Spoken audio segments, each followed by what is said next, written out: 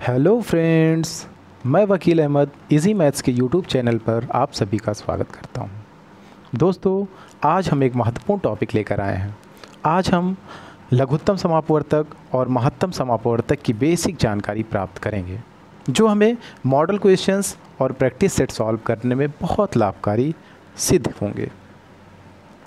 आइए देखते हैं हम लघुत्तम समापवर्तक और महत्तम समापवर्तक की बेसिक जानकारी के बारे में। तो सबसे पहले हम इसके कुछ टर्म्स हैं, मैथमेटिकल टर्म्स हैं, उसके बारे में जानेंगे। तो आइए हम जानते हैं कि गुणनखंड किसे कहते हैं। तो दोस्तों, गुणनखंड जिससे कोई संख्या पूर्णतः विभाजित हो जाती है उसको हम उस संख्या का गुणनखंड कहते हैं। जैसे फॉर एग्ज़ाम्पल अगर हम देखें तो 60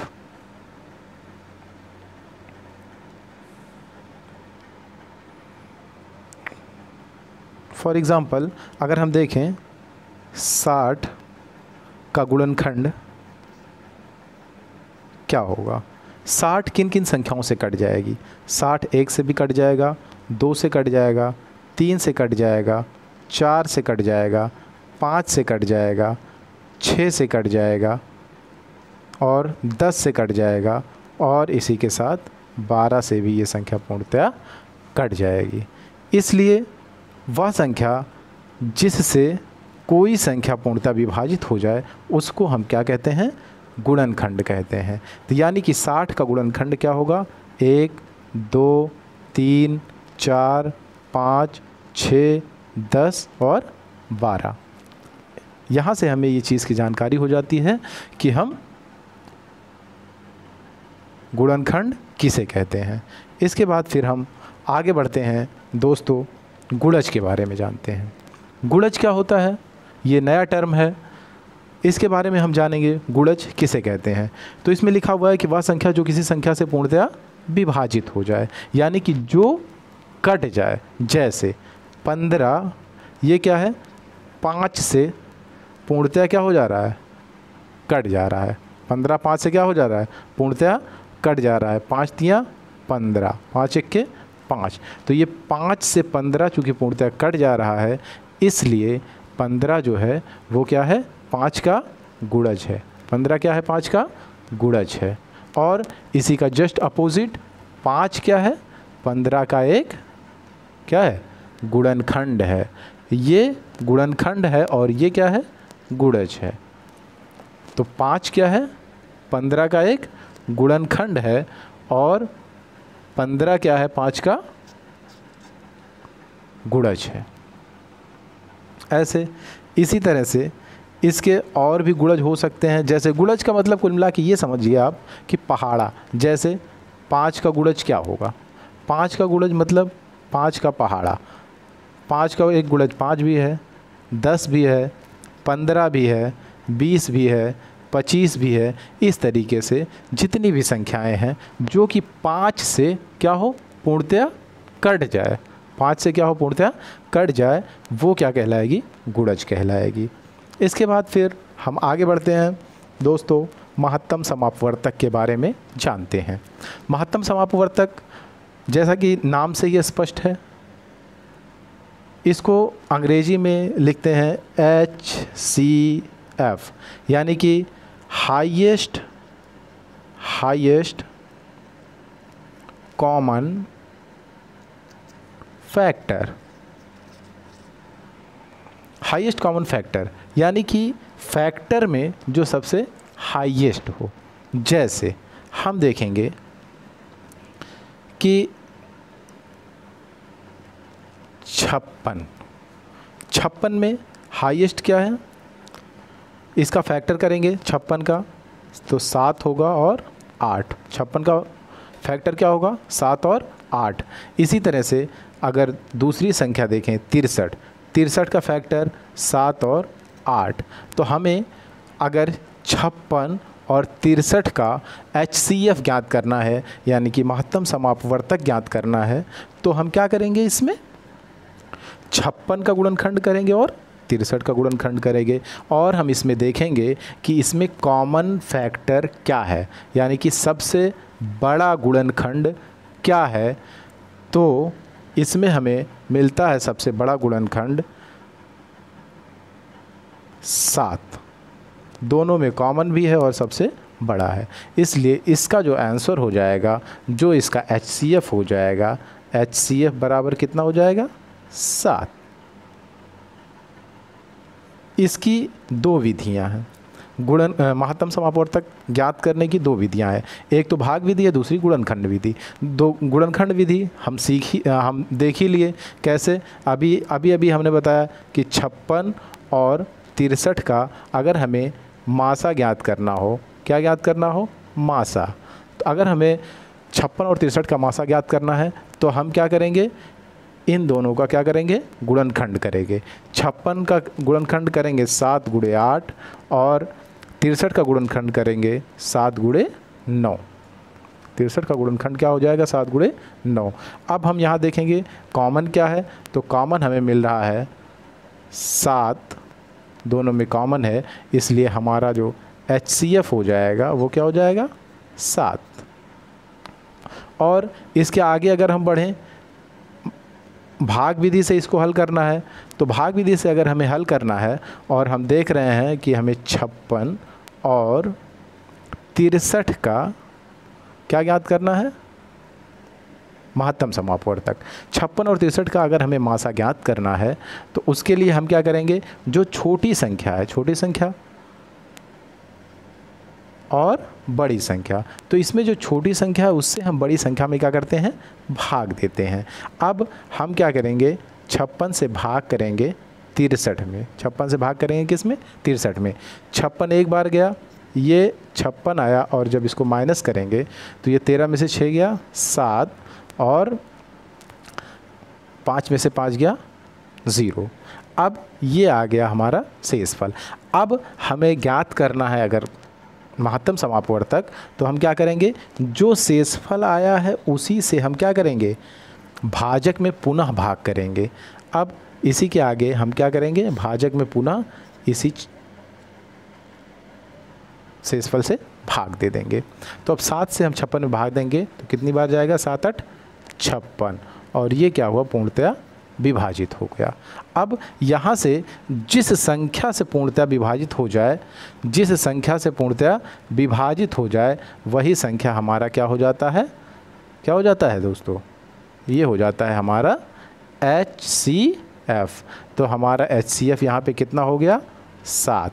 HCF यानी कि हाईएस्ट कॉमन फैक्टर, या इसी को हम कह सकते हैं महत्तम समापवर्तक। ठीक, समझ में आ गया मासा। अब इसके बाद मासा की दोनों विधियां समझ में आ गई हमें, भाग विधि और गुणनखंड विधि। हमें दोनों विधियां समझ में आ गई, कौन कौन सी विधि, भाग विधि और गुणनखंड विधि। आगे फिर हम बात करते हैं दोस्तों लघुत्तम समापवर्तक की। तो लघुत्तम समापवर्तक की बात अगर हम करें तो इसमें हम देखेंगे कि लघुत्तम समापवर्तक क्या होता है, वह छोटी से छोटी संख्या जो क्या हो, प्रत्येक दी गई संख्या से पूर्णतया विभाजित हो जाए। अब जैसे हमको क्वेश्चन दे दिया जाता है, एग्ज़ाम में आ जाता है, जैसे क्वेश्चन क्या आ गया कि 3 4 5 6, इसका क्या निकालना है, लासा या LCM। LCM का पूरा नाम होता है लीस्ट कॉमन मल्टीपल। क्या होता है, लीस्ट कॉमन मल्टीपल। ठीक, अब हमें ज्ञात करना है किसका, 3 4 5 और 6 का LCM। तो इसका LCM ज्ञात करने का तरीका जो है वो हम लोग यहाँ से सीख लेते हैं। कैसे, इस तरीके से हम बना लेते हैं।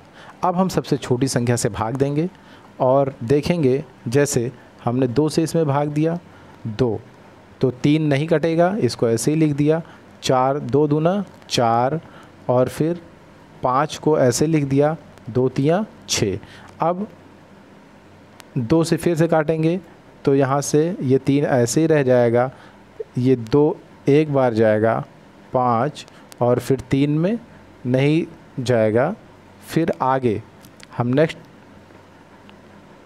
आगे बढ़ेंगे तो फिर से हम कितनी बार ले जाएंगे, 3 बार। कितनी बार, 3 बार। तो 3 1 3, 1 5, 3 1 3। और ये प्रक्रिया हम तब तक करते हैं जब तक कि नीचे कंप्लीटली 1 ना हो जाए।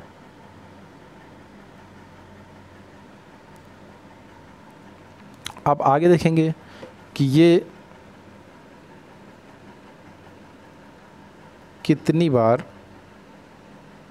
इसका एलसीएम क्या हो जाएगा। अब इन सभी संख्याओं को क्या कर लेंगे, गुणा कर लेंगे। 2 दूना 4, 3 12, 5 60। तो ये हमारा एलसीएम आ गया कितना, 60। एलसीएम क्या आ गया, 60। अब हम देखें तो ये जो है हमारा ये जो संख्याएं थी हमारे पास 3 3 4 5 6। अब हम चेक करें, जैसे कि हमने डेफिनेशन पढ़ा था कि वह छोटी से छोटी संख्या जो क्या हो, प्रत्येक दी गई संख्या से पूर्णतया विभाजित हो जाए। तो हम चेक करेंगे कि यह 3 से 60 कटता है कि नहीं।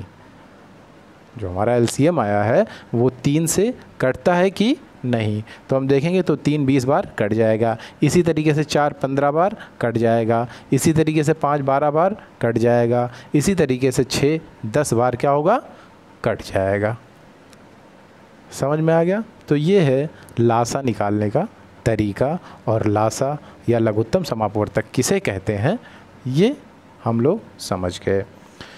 आगे एक क्वेश्चन नॉर्मली पूछ लिया जाता है कि जैसे 2 संख्याएं दी हुई हैं, मान लीजिए वो दोनों संख्याएं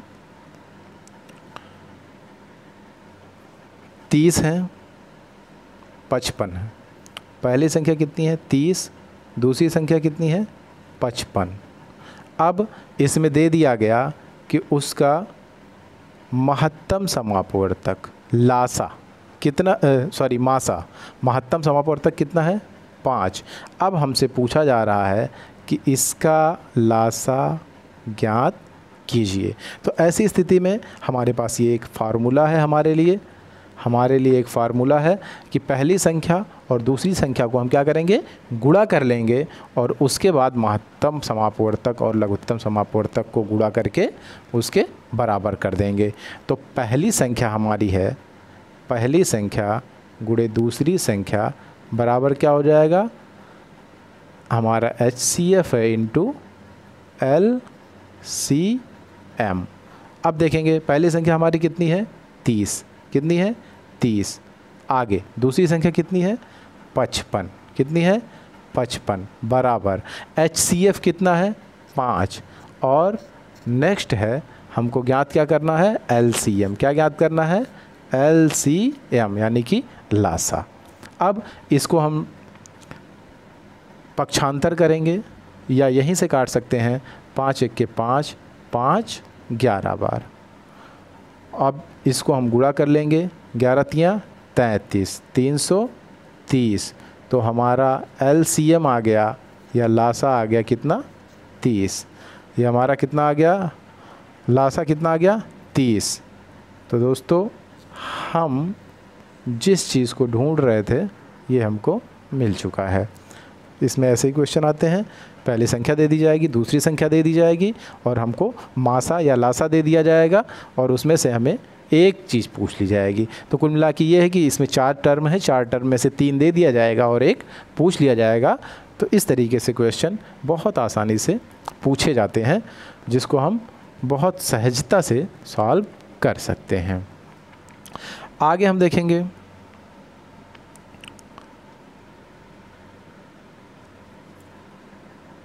नेक्स्ट, आगे देखते हैं भिन्न का लघुत्तम समापवर्तक। इस तरीके से भी क्वेश्चन आता है कि भिन्न दे दिया जाता है और उसमें पूछा जाता है कि भिन्न का लासा ज्ञात कीजिए। जैसे इसमें हमें दे दिया गया कि भिन्न का लासा ज्ञात कीजिए और हमें उसमें दे दिया गया है भिन्न जैसे 3/4, 12/5, 6/7। अब हमसे पूछा जा रहा है कि इसका लासा ज्ञात कीजिए। तो इसका लासा ज्ञात करने का तरीका क्या है? इसका लासा ज्ञात करने का तरीका ये है, जो चीज़ ज्ञात करना है, यानी कि अगर लासा ज्ञात करना है तो हम इसके अंशों का क्या करेंगे? लासा निकाल लेंगे। अंशों का क्या निकाल लेंगे? लघुत्तम समापवर्तक निकाल लेंगे। तो 3, 12 और 6 का एलसीएम निकालेंगे। 3, 12 और 6 का एलसीएम निकालेंगे तो 3 1 के 3, 3 चौक 12 और 3 दूना 6 और 2 दूना 4, 2 1 के 2। ये हमारा आ गया 3 दूना 6 दूना 12। तो हमारा अंश का लासा कितना आ गया? 12। अंश का लासा कितना आ गया? 12। और हम देखेंगे कि हमें हर का क्या करना है। अब इसके बाद मासा ज्ञात करना है। 4, 5 और 7 का क्या ज्ञात करना है? मासा ज्ञात करना है। तो 4, 5 और 7 का मासा ज्ञात करना है। तो 4 से 5 में भाग देंगे, 5 से 7 में भाग देंगे, इसमें अवशेष बचता रहेगा और 4, 5, 7 का मासा हो जाएगा 1। इस तरह से इन सभी भिन्नों का जो लासा निकल के आएगा वो 12/1 या 12। ठीक। अगला क्वेश्चन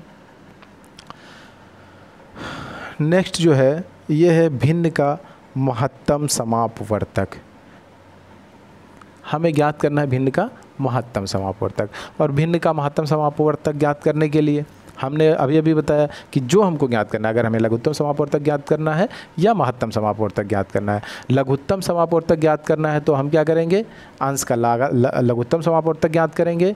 और अगर हमें महत्तम समापवर्तक ज्ञात करना है तो हम क्या करेंगे? अंश का महत्तम समापवर्तक ज्ञात करेंगे और उसके हर का उसी का अपोजिट। जैसे अगर हमसे पूछा जाए कि भिन्न का महत्तम समापवर्तक क्या होगा, अब उसी में हमको दे दिया गया भिन्न, जैसे वही पुरानी भिन्न, जैसे मान लीजिए 3/4, 12/5 और 6/7। तो हमको ज्ञात करना है इसका क्या? महत्तम समापवर्तक। क्या ज्ञात करना है? महत्तम समापवर्तक। तो हम क्या करेंगे? अंश का मासा ज्ञात कर लेंगे। 3, 12 और 6 का क्या करेंगे? मासा ज्ञात करेंगे। तो भाग विधि से अगर हम मासा ज्ञात करें तो 3 से क्या करेंगे? सबसे छोटी संख्या से उससे बड़ी संख्या में भाग देंगे। 3 से 6 में भाग देंगे, 3 दूना 6, ये कट गया, यानी कि हमारा आया मासा 3। अब इसी 3 से हम अगली संख्या में भाग देंगे, यानी कि 12 में। तो 3 से भाग देंगे 12 में, 3 चौक 12। तो ये हमारा आ गया मासा कितना आ गया? 3। मासा कितना आ गया? 3। तो अंश का मासा क्या हो गया? 3। अंश का मासा कितना हो गया? 3। अंश का मासा हो गया 3। अब हमें हर का क्या ज्ञात करना है? लासा ज्ञात करना। हर का क्या ज्ञात करना है? लासा। तो हर कितना है? 4, 5 और 7। तो हम क्या करेंगे? 4, 5 और 7 का लासा ज्ञात करेंगे। क्या ज्ञात करेंगे? 4, 5 और 7 का लासा ज्ञात करेंगे। तो देखते हैं 4, 5 और 7 ये सारी क्या हैं? अभाज्य संख्याएं हैं। ये किसी से कटेंगे नहीं, इसलिए 4 से डिवाइड करेंगे, फिर 5 से और फिर 7 से। तो ये हो जाएगा हमारा 4 पंचे 20 सत्ते 140। तो हमें क्या प्राप्त हो गया? भिन्न का मासा प्राप्त हो गया। यानी कि ये जो भिन्न दी गई थी 3/4, 12/5 और 6/7, इस भिन्न का मासा कितना हो गया? महत्तम समापवर्तक कितना हो गया? अंश में आ गया आंसर 3 और हर में कितना आ गया? 140। तो इस भिन्न का महत्तम समापवर्तक हो जाएगा 3/140। हाँ, इस तरीके के जो भी क्वेश्चंस आते हैं, जो भी क्वेश्चन एग्ज़ाम में पूछे जाते हैं, उसमें एक फंसाने वाला चीज़ दे देता है। जैसे कि ये जो भिन्न हमने दिया है ये सारे भिन्न क्या हैं? सरल भिन्न है। क्या है? सरल भिन्न है, यानी कि ये अपने सरलतम रूप में है। क्या है? अपने सरलतम रूप में है। लेकिन हमको क्या ध्यान देना है कि अगर मान लीजिए भिन्न जो है कुछ इस तरीके से दी गई है कि वो अपने सरलतम रूप में नहीं है, तो हम सबसे पहले उसको उसके सरलतम रूप में करेंगे। उसके बाद ही जब हम ये फार्मूला अप्लाई करेंगे तभी जो है क्या होगा, जब ये फार्मूला हम अप्लाई करेंगे तभी क्या होगा, हमारा आंसर सही आएगा। नहीं तो वैसे भी हम सॉल्व करेंगे तो हमारा आंसर तो आ जाएगा, लेकिन वो क्या होगा, ऑप्शन में भी मिल जाएगा और फाइनल जब हम आंसर की मैच कराएंगे तो क्या होगा, वो रॉन्ग हो जाएगा। तो दोस्तों इसी के साथ हम आज का टॉपिक यहीं पर ब्रेक करते हैं। मिलते हैं नेक्स्ट वीडियो में मॉडल क्वेश्चन के साथ। तब तक के लिए जय हिंद।